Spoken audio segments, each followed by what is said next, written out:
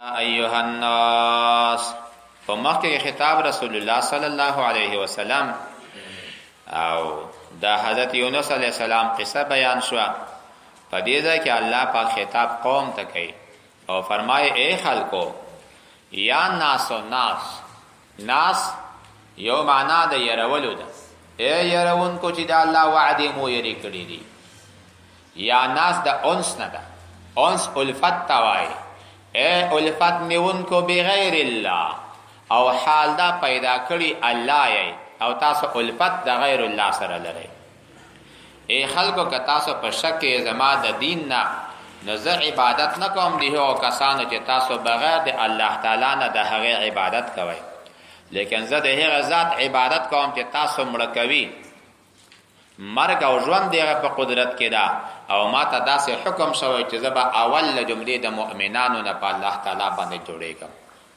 او ما ته دا حکم شوی چې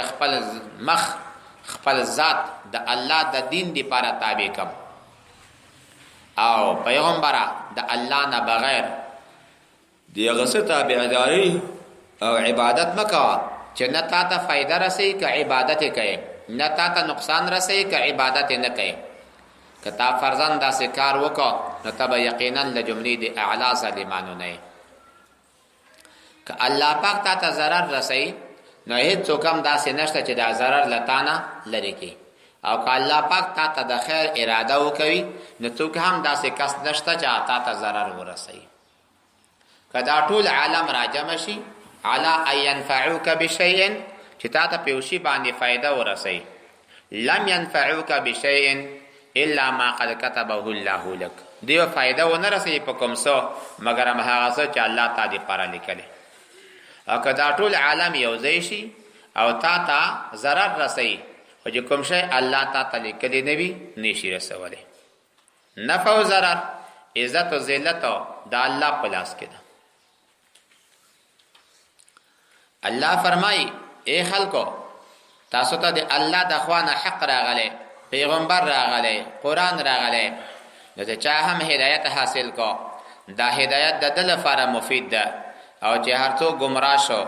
دا ضرر د گمراهی هم په ده باندې ده. زه په تاسو باندې وکیل نه یم، مقرر نه یم. تابع شه د هغه څه چې تا ته وحی کېږي او صبر کوه په دې لار کې تکلیف تا ته رسېږي چې تر څو الله پاک حکم د قتال وکوي یا الله حکم د نصرت د مسلمانانو د مغلوبیت د کفارو وکوي. همدا الله پاک جل جلاله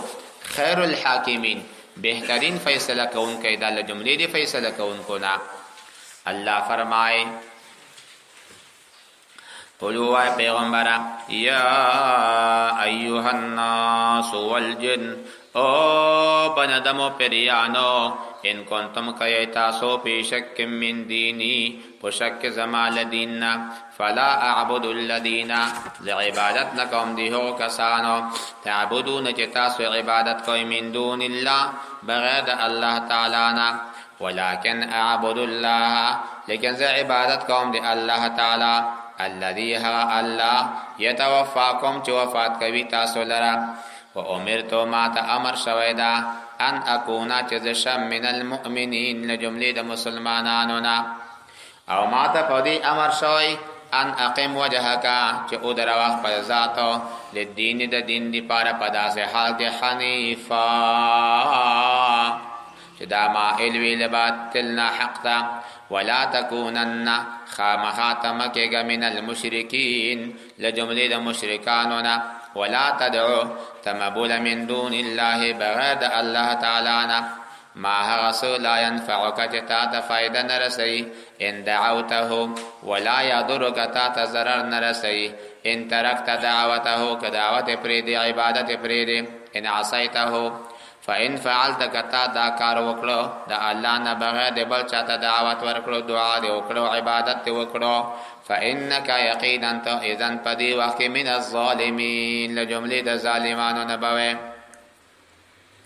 و ايمسسك الله كالله پاک تا ته ورسولو بدرن کوم ضرر او تکلیفا مرض او شدت فلا کاشف له نبی لري ونکه لري کونکه د دې مرض الا هو مگرم دایو الله فايردك بخير کالا تا ته د خیر اراده وکوي فلا را لفضله نو نشته واپس کوونکی د الله تعالی د مهربانۍ دپاره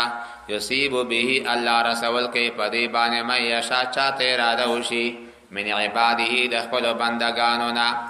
وهو دا الله الغفور الرحیم الله بخونکی مهربان ذاته.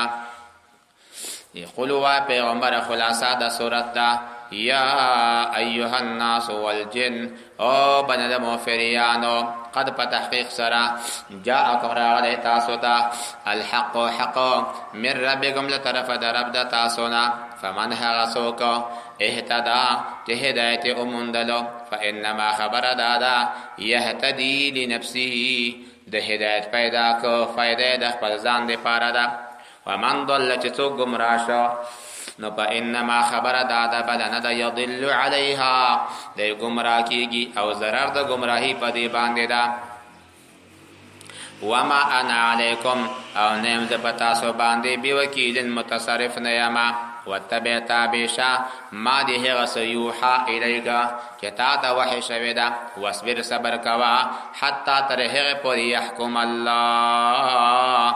چې الله پاک فیصله وکوي وهو دا الله خیر الحاکمین الله غوره فیصله کوونکی ده له جملې د حاکمانو نه په پټو په ښکاره رازونو باندې الله خبردار ده ما بین د محق او د مبطل او د پیغمبر او د دشمن کې به الله فیصله راولېږي